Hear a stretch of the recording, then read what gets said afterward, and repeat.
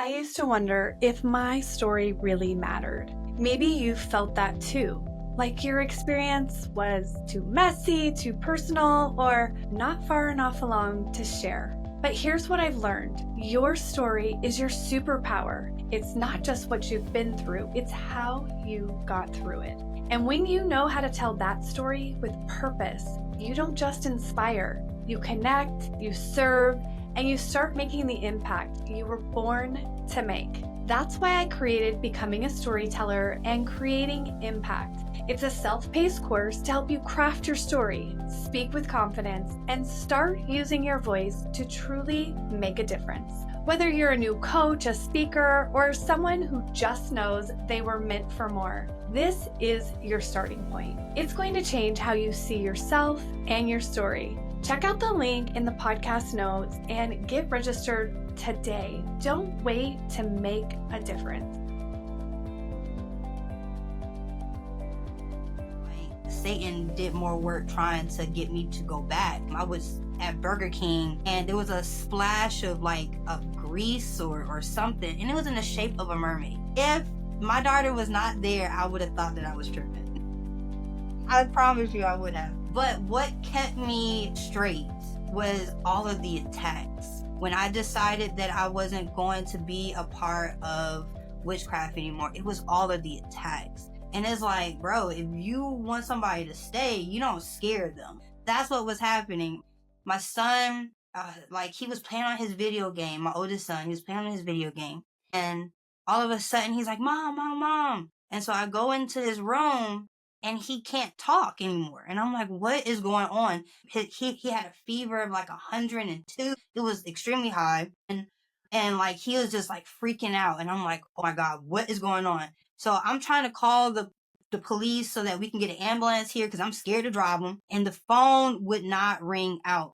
And I'm looking at my daughter like, you see this, right? You see me trying to call the police and it will not go through. I did that 3 times. And so I'm like, okay, I call my sister-in-law and it goes through. And we connect with my mother-in-law and we had to do a whole exorcism in my house. I was like, if my daughter was not there, if my in-laws were not involved, I would have thought that I was having a dream or a nightmare or something.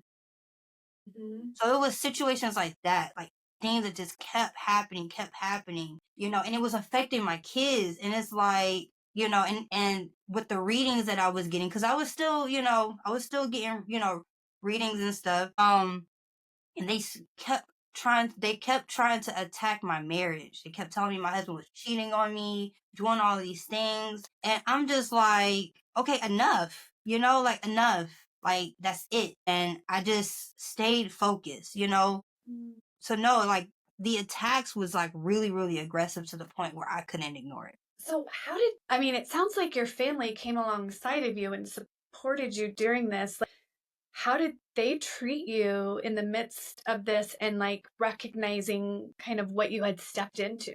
During the time, I felt very, very supported by my in-laws. And I don't necessarily say my own mother because I just knew that this was just too much. My mom don't, this is just too much, because she is the Jehovah's Witness. And they don't really talk about being delivered and stuff like that. So I went to my mother-in-law because I knew that she's, Baptist or Pentecostal, one of the two. Yeah. And I knew that that was something that she was well versed in. So when I went to my mother-in-law and my sister-in-law, I knew that I would be supported in that way. And I did for a while. I did feel supported. For a while, you just left that door open. Yeah. For a while. I mean, 'cause things started to happen, and then I don't know if it was so much of them or if it was me. At that time, I was uber sensitive, and I just felt that's why I stopped it there, because I can't quite remember. And so I just take full responsibility. It's just easier to do it that way because they help. They help save my life, they put me back on my path with God. And I don't even care about any of the other stuff because I'm forever grateful. Yeah. Well, trauma does some crazy things, right? I know when I look back, I had some certain ways of seeing things even within my family. And actually, doing a session with someone on my podcast where they were doing like a deep healing, and God revealed, and I was doing it on the podcast so that people could see how God can move and reveal things that we need healing in. And God showed me that some of the things that I saw in my relationship with my dad were actually inaccurate, and how I had actually moved away from him in a lot of ways and didn't want to be close to him because of my own guilt, my own shame that I was carrying. And yet then I projected that outward, and it impacts our relationship. So thank you for sharing that, because I think that that is really common in traumatic things that we go through, and it does impact our relationship. So I just thank you for your vulnerability and for talking through this. It's such a powerful reminder that God doesn't waste anything, and not even the darkest parts of our story. And I want our listeners to come back and hear in part 2 about what God has done since you had this redemption from witchcraft, and now how you're turning that into impact. And so come back, everyone, so that you can hear the part where Jasmine is now a light in darkness and making a difference. And all right, we'll come back here and we'll hear your part of your purpose and what it is that God is now doing through you. All right. How did that feel? I'm sorry. Was the question okay? Because we can edit it at the end That's there and perfect. everything. Okay. Okay. All right. All right. So now I'll introduce this next one, and then we'll go just see where the Lord leads. What happens after the healing? What do you do when God redeems your story and then calls you to use it to serve others? We're in part 2 with Jasmine. If you did not hear part 1, definitely pause here, go back and listen to our conversation and the darkness, literal darkness, and demonic attack that she was opened up to through getting involved in witchcraft. But that was not the end of her story. And we're here to talk about what God has done in her life today. So thank you for coming back for this really awesome conversation of walking in your purpose after redemption. I'm Megan, and you're listening to It's Your Story to Tell, and we're here with Jasmine in part 2. And I would just love, Jasmine, if you would share with us how you now are where you're at and what it is that you're doing to make a difference. Where am I at now? I feel like I'm all over the place. Felt like after I came out of witchcraft, I was still looking for my purpose, right? I was happy to be on my walk with God. Like, it gave me a new meaning. But my constant prayer was, and it has always been, what am I here for? God places us here for a reason. We all have a purpose, whatever that may be. And I'm like, what is mine? Like, and it better not be helping people, because Never, ever say what you don't want, because God wants your heart. And He's like, well, guess what? We're going to work in that area. yes, like that is something that I have been fighting God since I was a child. And that's just because of a lot of hurt that I have received from people. I am such a kind, I do have a kind heart, and I do go above and beyond for people. And people, humans being humans, sometimes you get taken advantage of. And so that, so I fought God on that. Well, little did I know that he just found another way to do it. He just found another way to do it. And it wasn't until recently I was like, oh, well, you slick.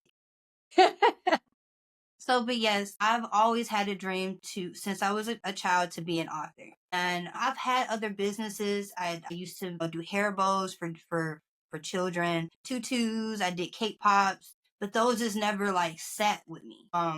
It just wasn't enough. It just didn't do what it needed to do. So, I always had the dream to be an author.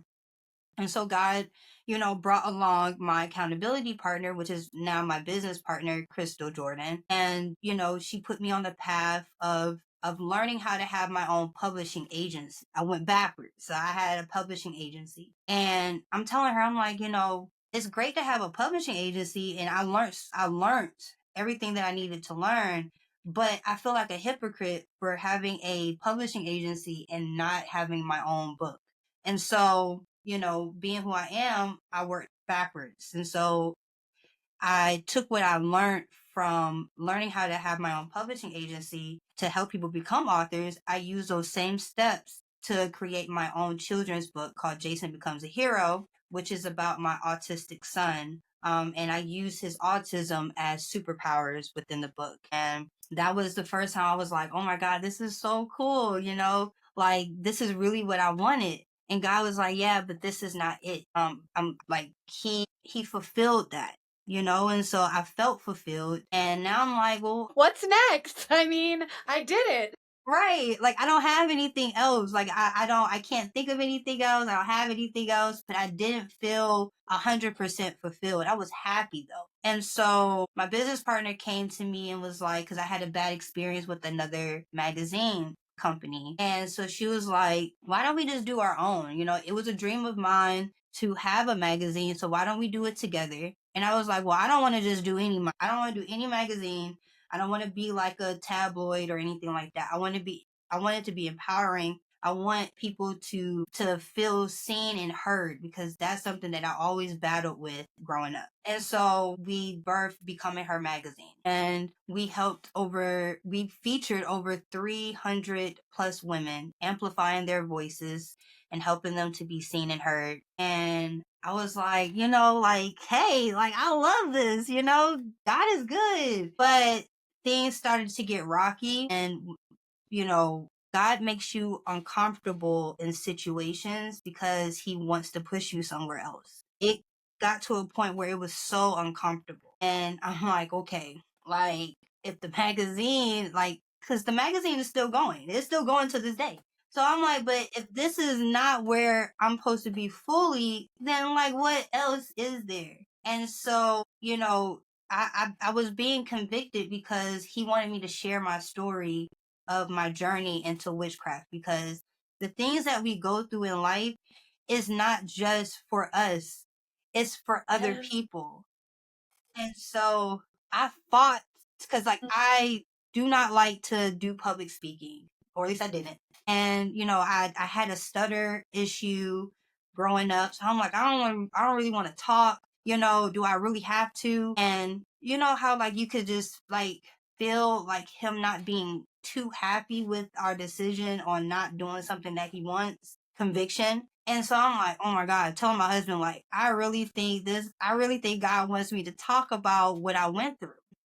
So that's what I started to do. And that helped me to start being more comfortable. And so just as of about last month, God gave me my next I guess my purpose. And that is to help his people, because they do not know about, witchcraft and stuff like that. Like that is not okay.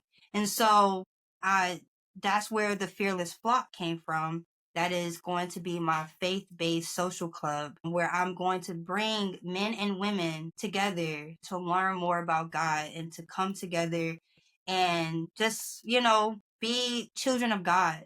And that's going to be launching in May of this year. Wow. I am so excited for you. And I know how hard it is when God says you're going to tell your story. Yeah. Because in April of, when I launched the podcast 2 years ago this April, and he's like, and you're going to tell your story first, because you can't ask other people to tell their story if you're not doing it. And I was like, my goodness, my perfectionism reared up, my need for approval and validation, and God's like, yeah, you're gonna attack those spiritual strongholds right now, and that is through your voice, because the enemy is not all knowing, all powerful, and so we actually have to speak back.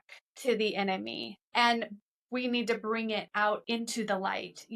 Those dark places that we keep hidden because of shame, that gives the enemy power over us. And his greatest tactic is shame and taking your identity of who God said you were. And so when you actually bring your voice, you are taking your power, that God given power, to tear down strongholds. And you're right. The Bible talks about it is by the blood of the Lamb and the power of our testimony, right? So we get to partner with him. He died on the cross, he shed his blood so that we can have eternal life. But then, we have to make it relevant to today's time, right? Because people, they're like, well, that was ancient, that happened all of these years ago, and it doesn't really resonate with me. That's why I love when you said, like, God was speaking to you through social media.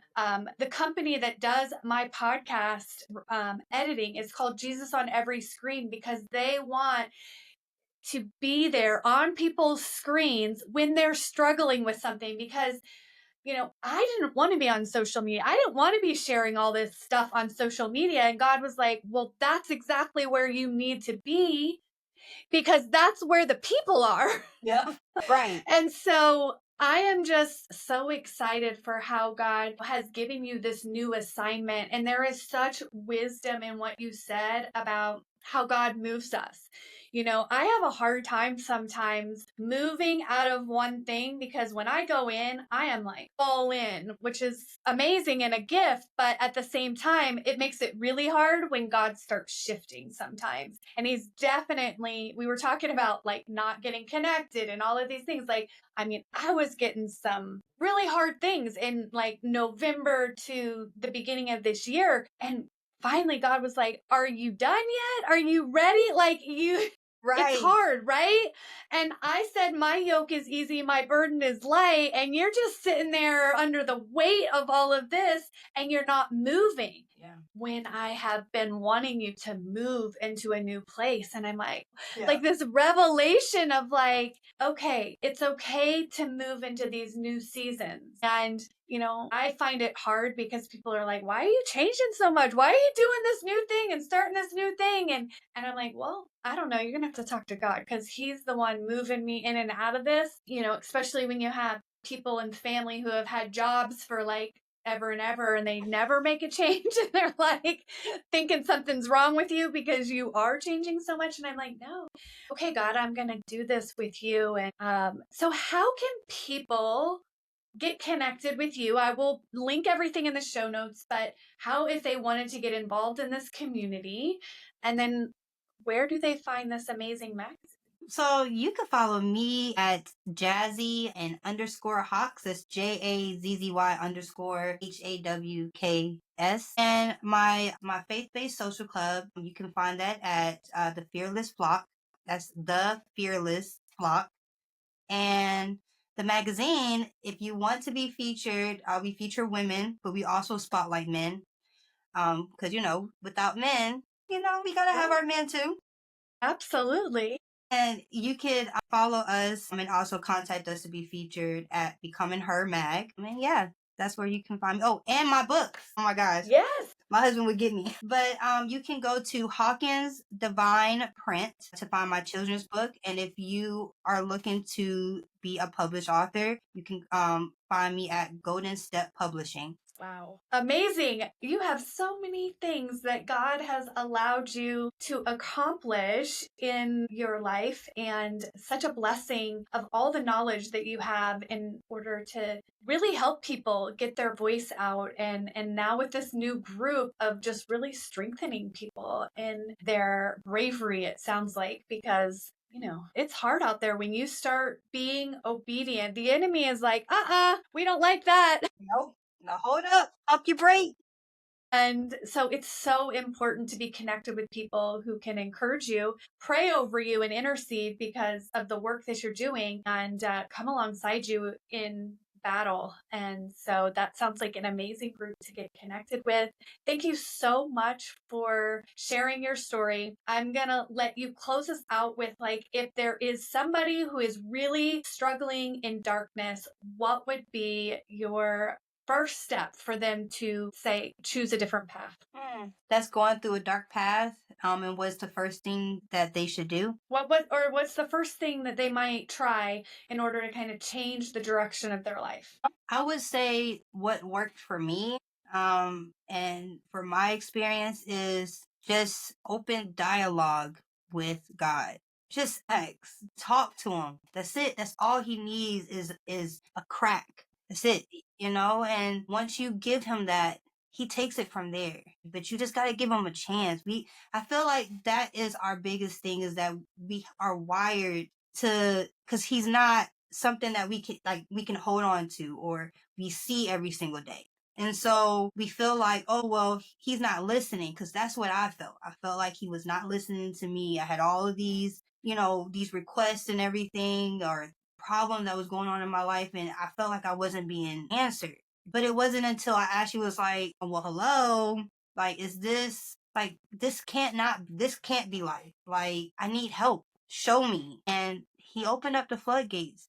And they also say journaling does wonders too. I haven't gotten there yet, but I heard that I am definitely a journaler. I love journaling and being able to look back on, him speaking to me. When I ask the questions, I start writing, and it's really a cool way to kind of have a record of what he's sharing with you, so you can go back to it, and remember all that he has walked you through. So thank you so much, Jasmine, for sharing. It's clear your story is more than just inspiring, it's also activating. I know I'm like, I need to talk to you about my books, like all these different things. So I hope our listeners are feeling activated, that they are going to take a step forward into wherever they're struggling, because I do believe those areas of struggle, the enemy is attacking you in those areas because there is something on the other side of that is breakthrough. So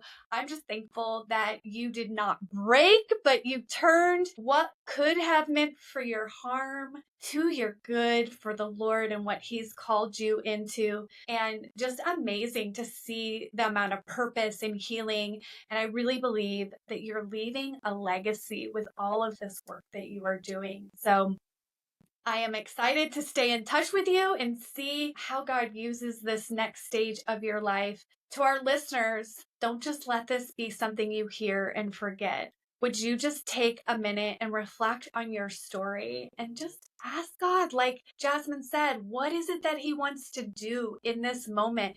Because then he will answer. He'll put you on a new path, directing you every step of the way. And make sure you connect with Jasmine. And until next time, remember, your voice matters, your healing matters, and your story is far from over. Thanks so much for being here. Thank you for having me.